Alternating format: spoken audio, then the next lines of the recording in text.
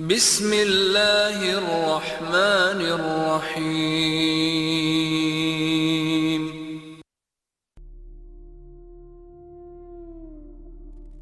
Le vent du désert passait lentement sur le champ de bataille de Uhud, soulevant la poussière encore tiède, comme si la terre elle-même refusait de se calmer. Les corps étaient étendus, silencieux, figés dans une immobilité presque irréelle après le tumulte. Et là, au milieu de ce silence lourd, des hommes tentaient de couvrir un corps avec un simple morceau de tissu. Mais chaque fois qu'il couvrait sa tête, ses pieds apparaissaient. Et lorsqu'il couvrait ses pieds, son visage se découvrait. Un compagnon murmura, la voix brisée, « Couvrez sa tête et placez sur ses pieds des feuilles. » Ce corps, abandonné à la pudeur fragile de quelques feuilles, appartenait à un homme qui, autrefois, ne portait que les vêtements les plus raffinés de la Mecque. Un homme dont le parfum précédait l'arrivée et dont la présence attirait tous les regards. Cet homme, c'était Mus'ab ibn Umayr. Mus'ab ibn Umayr était issu d'une famille les plus prestigieuses de la Mecque. Fils d'une mère influente, riche et redouté pour sa détermination, il grandit dans un environnement où le luxe n'était pas un privilège, mais une norme. On disait de lui qu'il était le jeune homme le plus élégant de la ville. Ses vêtements venaient du Yémen, ses sandales étaient soigneusement travaillées et il portait des parfums dont l'odeur restait suspendue dans l'air bien après son passage. Dans une société où l'apparence était un symbole de statut, Mus'ab incarnait la perfection. Il était promis à un avenir de richesse, de pouvoir et d'admiration. Mais sous cette apparence parfaite, quelque chose vibrait en silence. Un jour, une rumeur se mit à circuler dans la Mecque. Un homme, nommé Muhammad, appelait à une nouvelle foi. Une foi qui rejetait les idoles, qui parlait d'un Dieu unique, invisible, mais plus proche que tout ce que les hommes avaient jamais adoré. Une foi qui bouleversait l'ordre établi. Mus'ab écouta, puis il alla voir. Il entra discrètement dans la maison de l'Arkam, où les premiers croyants se réunissaient en secret. L'atmosphère y était différente. Il n'y avait ni richesse ni apparat, mais une intensité palpable, presque électrique. Les regards étaient graves, concentrés. Et au centre, Muhammad récitait des versets. Les mots frappèrent Mus'ab comme une vérité qu'il avait toujours attendue sans le savoir. وَالْعَصْرِ إِنَّ الْإِنسَانَ لَفِي خُسْرٍ إِلَّا الَّذِينَ آمَنُوا وَعَمِلُوا الصَّالِحَاتِ وَتَوَاصَوْا بِالْحَقِّ وَتَوَاصَوْا بِالصَّبْرِ. Par le temps, l'homme est certes en perdition, sauf ceux qui croient et accomplissent les bonnes œuvres, s'enjoignent mutuellement la vérité et s'enjoignent mutuellement l'endurance. Chaque mot semblait traverser les couches de son identité, briser les certitudes héritées et toucher quelque chose de plus profond. Ce n'était pas seulement un message, c'était une révélation intérieure. Mais croire avait un prix. Lorsqu'il rentra chez lui, le monde autour de lui n'avait pas changé. Les murs étaient toujours ornés, les tapis toujours doux sous ses pieds, les serviteurs toujours attentifs. Mais lui n'était plus le même. Sa mère finit par apprendre la vérité. La confrontation fut brutale. Dans la pièce, l'air était lourd, presque irrespirable. Sa mère le regardait avec une intensité glaciale. Elle ne cria pas immédiatement, elle le fixa, comme pour mesurer l'ampleur de la trahison. « Est-ce vrai ?» demanda-t-elle. Mus'ab ne détourna pas le regard. Il répondit avec calme. « Oui. » Alors, tout bascula. Elle le fit enfermer, privé de liberté, privé de ses biens, privé de ce monde qui avait façonné son identité. Les vêtements luxueux disparurent, les parfums aussi. Il ne restait plus que lui et sa foi.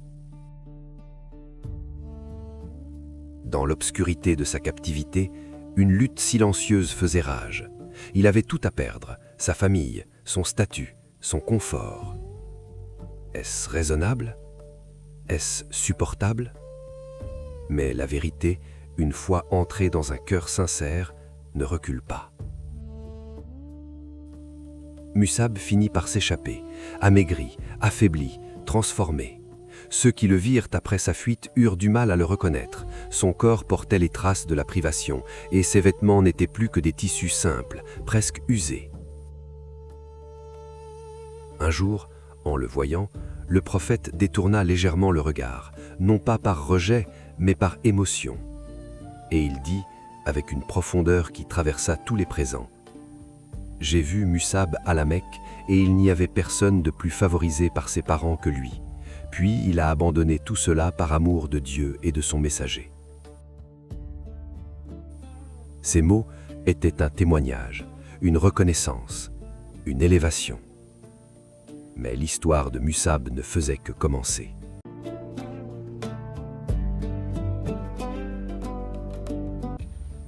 Lorsque les habitants de Yasrib, future Médine, commencèrent à s'intéresser à l'islam, il fallait quelqu'un pour leur enseigner, quelqu'un de patient, de sage, capable de transmettre sans imposer.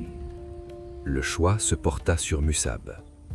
Lui, l'ancien privilégié, devint le premier ambassadeur de l'islam. À Yasrib, il ne trouva ni richesse ni facilité. Il trouva des cœurs à convaincre, des tensions tribales à apaiser, des esprits à illuminer. Il enseignait, récitait, expliquait. Sa voix était douce, mais ses paroles étaient fermes. Il ne dominait pas, il guidait. Un jour, 2 chefs influents vinrent à sa rencontre, furieux de voir leur peuple changer. L'un d'eux, Saad ibn Mu'az, était prêt à le chasser.